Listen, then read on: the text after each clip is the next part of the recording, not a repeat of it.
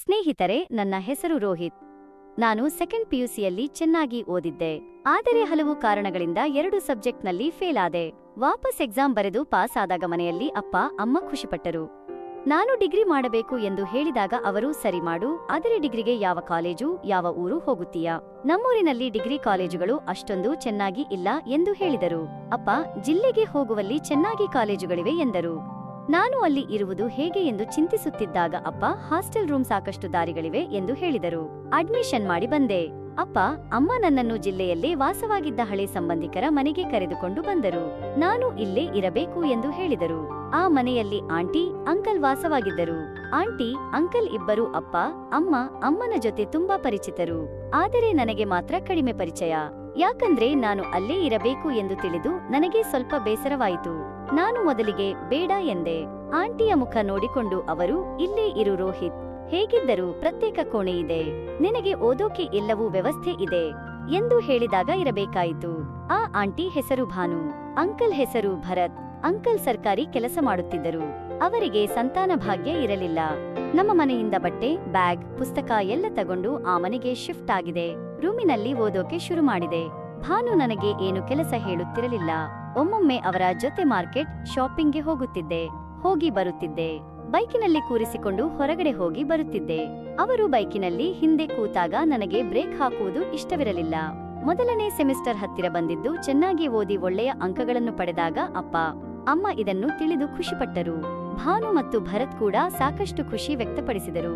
ನಾನು ಅವಾಗ ಆ ಕೆಲಸ ಮಾಡಿಕೊಂಡು ಕಾಲೇಜಿನಲ್ಲಿ ಯಾವುದೇ ತಂಟೆ ತಕರಾರಿಗೆ ಹೋಗಲಿಲ್ಲ. ಯಾಕೆಂದರೆ ಮನೆಯಲ್ಲೇ ಭಾನು ಜೊತೆಗೆ ಸಮಯ ಕಳೆಯುತ್ತಿದ್ದೆ. ಭಾನು ನನಗೆ ಕಾಲೇಜಿನಲ್ಲಿ ಯಾವ ರೀತಿ ಇರಬೇಕು, ಯಾವ ರೀತಿ ಇರಬಾರದು, ಈ ವಯಸ್ಸಿನ ಹುಡುಗಿಯರ ಬಗ್ಗೆ ಚಂದವಾಗಿ ತಿಳಿಸಿ ಹೇಳುತ್ತಿದ್ದಳು. ಅವಳು ಹೇಳುವ ಪ್ರತಿಯೊಂದು ವಿಷಯವೂ ನನಗೆ ಸರಿ ಎನಿಸುತ್ತಿತ್ತು. ನಾನು ಒಮ್ಮೆ ಅವರನ್ನು ಆ ಕೆಲಸಕ್ಕೆ ಕರೆದರೆ ಹೇಗೆ ಎಂದು ಚಿಂತಿಸುತ್ತಿದ್ದೆ. ಆದರೆ ಅದೆಲ್ಲ ಸಾಧ್ಯವಿಲ್ಲ ಎಂದು ಸುಮ್ಮನೆ ನನ್ನ ಪಾಡಿಗೆ ನಾನು ರೂಮಿನಲ್ಲಿ ಓದುತ್ತಾ ಇರುತ್ತಿದ್ದೆ. ಹೀಗೆ ರಜೆಗೆ ಊರಿಗೆ ಬಂದರೆ ಊರಲ್ಲಿ ಇರಲು ಮನಸ್ಸೇ ಬರಲಿಲ್ಲ. ಭಾನು ಮನೆಯಲ್ಲೇ ಇರುವುದು ಒಳ್ಳೆಯದು ಎನಿಸಿತು. ಕಾರಣ ಬೇರೆಯೇ ಇತ್ತು ಅಲ್ಲವೇ? ಭಾನು ನೋಡೋಕೆ ಅದ್ಭುತವಾಗಿ ಚಿತ್ರದ ನಟಿಯಂತೆ. ಬೆಳಿಗ್ಗೆ ದೇವಸ್ಥಾನಕ್ಕೆ ಹೋಗೋದು, ಸಂಜೆ ಪಾರ್ಕ್ಗೆ ಹೋಗಿ ವಾಕಿಂಗ್ ಮಾಡಿ ಬರೋದು, ಬೆಳಿಗ್ಗೆ ಬೇಗ ಯೋಗ ವ್ಯಾಯಾಮ ಮಾಡೋದು, ಹೀಗೆ ದಿನನಿತ್ಯದ ಚಟುವಟಿಕೆಗಳಲ್ಲಿ ಅವರನ್ನು ನಾನು ಅನುಸರಿಸುತ್ತಿದ್ದೆ. ಅವರ ಜೊತೆ ಬೆಳಿಗ್ಗೆ ಯೋಗ ಕಲಿಯುತ್ತಿದ್ದೆ. ನನಗೆ ಅವರು ಹೇಳಿಕೊಟ್ಟ ಧ್ಯಾನದಿಂದ ಓದಲು ಏಕಾಗ್ರತೆ ಬಂದಿತ್ತು. ಹೀಗೆ ದಿನಗಳು ಕಳೆದಂತೆ ನಾನು ಅವರ ಜೊತೆ ತುಂಬಾ ಸ್ನೇಹದಿಂದ ಇರಬೇಕಾಯಿತು. ಒಮ್ಮೆ ಕಾಲೇಜು ಕಡೆಯಿಂದ ಟ್ರಿಪ್ಗೆ ತಯಾರಾದರು. ನಾನು ಮನೆಯಲ್ಲಿ ಕೇಳಿದೆ. ಅದಕ್ಕೆ ಅಪ್ಪ ಅಮ್ಮ ಬೇಡ ಎಂದರು. ಭಾನು, ಭರತ್ ಅಂಕಲ್ ಕೂಡ ಬೇಡ, ನಾವೇ ಫ್ಯಾಮಿಲಿ ಸೇರಿ ಹೋಗೋಣ, ಕಾಲೇಜು ಕಡೆಯಿಂದ ಹೋಗುವುದು ಬೇಡ ಎಂದರು. ನಾನು ಸುಮ್ಮನಾದೆ. ಮನೆಯಲ್ಲೇ ಓದುತ್ತಿದ್ದೆ. ಅಂಕಲ್ ನನ್ನನ್ನು ಒಮ್ಮೊಮ್ಮೆ ತಮ್ಮ ಆಫೀಸಿಗೆ ಕರೆದುಕೊಂಡು ಹೋಗುತ್ತಿದ್ದರು. ನಾನು ಅಲ್ಲಿ ಕೂತು ನನ್ನ ಮೊಬೈಲ್ ಬಳಸುತ್ತಿದ್ದೆ. ಮಧ್ಯಾಹ್ನ ಮನೆಗೆ ಬರುತ್ತಿದ್ದೆ. ಭಾನು ಮತ್ತು ನಾನು ಸೇರಿಕೊಂಡು ಸಂಜೆ ಪಾರ್ಕ್ನಲ್ಲಿ ವಾಕಿಂಗ್ ಮಾಡೋದು. ಅಲ್ಲಿ ಇರುತ್ತಿದ್ದ ಕಬ್ಬಿನ ಜ್ಯೂಸ್ ಕುಡಿಯುತ್ತಿದ್ದೆವು. ಭಾನು ಅವಳ ಫೋನ್ ನನಗೆ ಕೊಟ್ಟು ಫೋಟೋಗಳನ್ನು ತೆಗೆಯು ಎಂದು ಹೇಳುತ್ತಿದ್ದಳು. ನಾನು ತುಂಬಾ ಚೆನ್ನಾಗಿ ಫೋಟೋಗಳನ್ನು ಕ್ಲಿಕ್ ಮಾಡುತ್ತಿದ್ದೆ. ಅವರ ಗೆಳತಿಯರು ಒಮ್ಮೊಮ್ಮೆ ಮನೆಗೆ ಬಂದಾಗ ನನ್ನ ಬಗ್ಗೆ ಬಾಹುಬಲಿ ಎಂದು ಕರೆಯುತ್ತಿದ್ದರು. ಹೀಗೆ ನನಗೆ ತಮಾಷೆ ಮಾಡುತ್ತಿದ್ದರು. ನಾನು ಅವರ ಜೊತೆ ತುಂಬಾ ಚೆನ್ನಾಗಿ ಇರುತ್ತಿದ್ದೆ. ಹೀಗೆ ಕಾಲೇಜು ಹಾಲಿಡೇ ಕೊಟ್ಟಿತು. ನಾನು ಮತ್ತು ಭರತ್ ಅಂಕಲ್ ಟ್ರಿಪ್ ಹೋಗುವ ಯೋಜನೆ ಹಾಕಿದರು. ನೀನು ನಮ್ಮ ಜೊತೆಗೆ ಬರಲೇಬೇಕು ಎಂದರು. ನನಗೆ ಅವರಿಬ್ಬರ ಜೊತೆ ಹೋದರೆ ಸರಿ ಅನಿಸಲಿಲ್ಲ. ಆದರೂ ಅವರು ನನ್ನನ್ನು ಕರೆದುಕೊಂಡು ಹೋದರು. ಮನೆಯಲ್ಲಿ ಅಪ್ಪ ಅಮ್ಮ ಕೂಡ ಹೋಗಿ ಬಾ ಎಂದರು. ಇನ್ನು ಮೂವರು ಸೇರಿ ರೈಲಿನಲ್ಲಿ ಪ್ರಯಾಣ ಆರಂಭಿಸಿದ್ದೇವೆ. ಮೊದಲು ಹೋಗಿ ತಲುಪಿದ್ದು ಕೇರಳ. ಅಲ್ಲಿಂದ ಒಂದು ಬೀಚ್ಗೆ ಹೋದೆವು. ಆ ಬೀಚಿನಲ್ಲಿ ಆಟವಾಡಿ ಅಲ್ಲಿಂದ ಒಂದು ದೇವಸ್ಥಾನಕ್ಕೆ, ನಂತರ ಒಂದು ಡ್ಯಾಮ್ ನೋಡಿಕೊಂಡು ರಾತ್ರಿ ಒಂದು ದೊಡ್ಡ ಹೋಟೆಲಿನಲ್ಲಿ ಸ್ಟೇ ಮಾಡಿದೆವು. ನಾನು separate room, uncle aunty separate room. ಹೀಗೆ ಮತ್ತೆ ಅಲ್ಲಿಂದ ಒಂದು ಪ್ರೇಕ್ಷಣೀಯ ಸ್ಥಳ ನೋಡಿಕೊಂಡು ಬಂದೆವು. ಆಗಲೇ 4 ದಿನಗಳು ಕಳೆದಿದ್ದೆವು. ಅಲ್ಲಿಂದ ಸೀದಾ ನಮ್ಮ ಜಿಲ್ಲೆಗೆ ಬಂದೆವು. 5 ದಿನಗಳ ನಂತರ ಮನೆಗೆ ತಲುಪಿದೆವು. 2 ದಿನಗಳ ನಂತರ ಮತ್ತೆ ಅಂಕಲ್ ಕೆಲಸಕ್ಕೆ ಹೊರಟರು.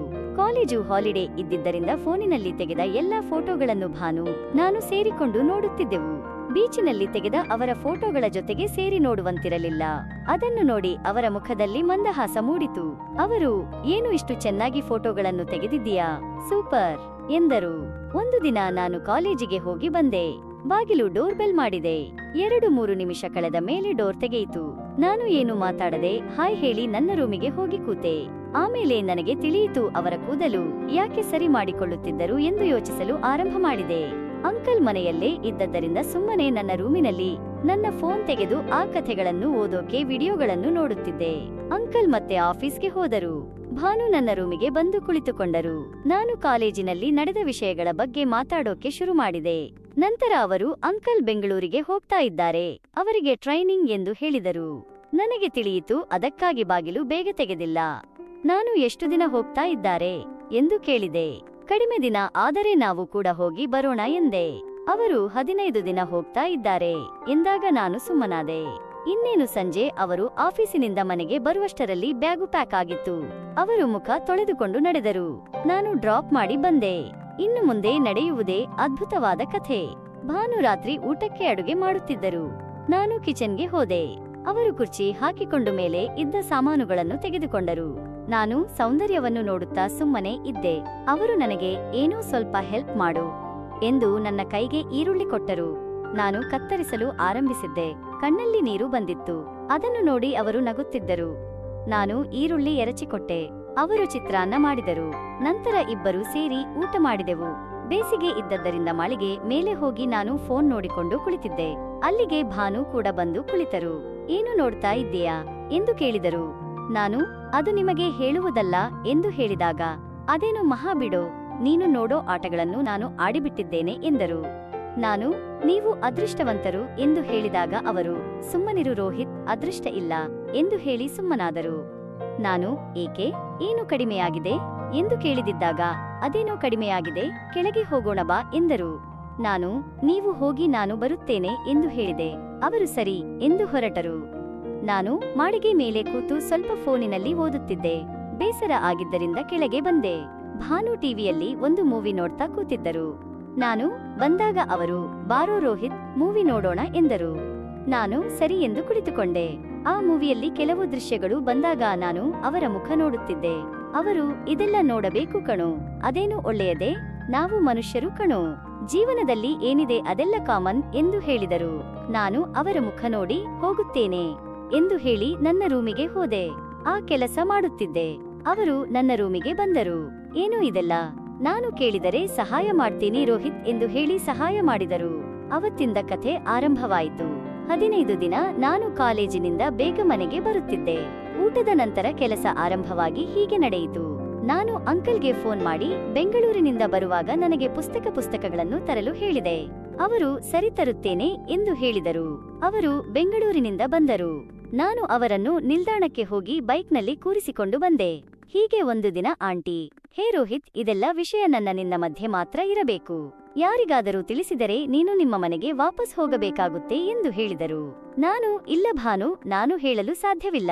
ಸರಿ, ಇವತ್ತು ಊಟಕ್ಕೆ ಏನು ಮಾಡ್ತೀಯಾ ಎಂದು ಕೇಳಿದೆ. ಅವರು ಅನ್ನ ಸಾಂಬಾರ್ ಮಾಡೋಣ ಎಂದರು. ಸಂಜೆ ಊಟದ ನಂತರ ನನಗೆ ಇದೆಲ್ಲ ಸರಿನಾ ತಪ್ಪಾ ಎಂಬ ಚಿಂತೆಗಳು ಆರಂಭವಾದವು. ನಾನು ಇದನ್ನೆಲ್ಲ ಚಿಂತಿಸುತ್ತಾ ಓದುವುದು ಕಡಿಮೆ, ಆದರೂ ಇಷ್ಟು ದಿನ ಓದಿದ್ದು ವ್ಯರ್ಥ ಆಗಬಾರದು ಎಂದು ಜಾಸ್ತಿ ಓದಲು ಆರಂಭಿಸಿದೆ. ಮತ್ತೆ ಪರೀಕ್ಷೆಗಳು ಬಂದವು. ನಾನು ಎಕ್ಸಾಮ್ಗೆ ತಯಾರಿ ನಡೆಸಿದೆ. ಪರೀಕ್ಷೆ ಮುಗಿದ ತಕ್ಷಣ ನನ್ನ ಊರಿಗೆ ಹೊರಟಿದ್ದೆ.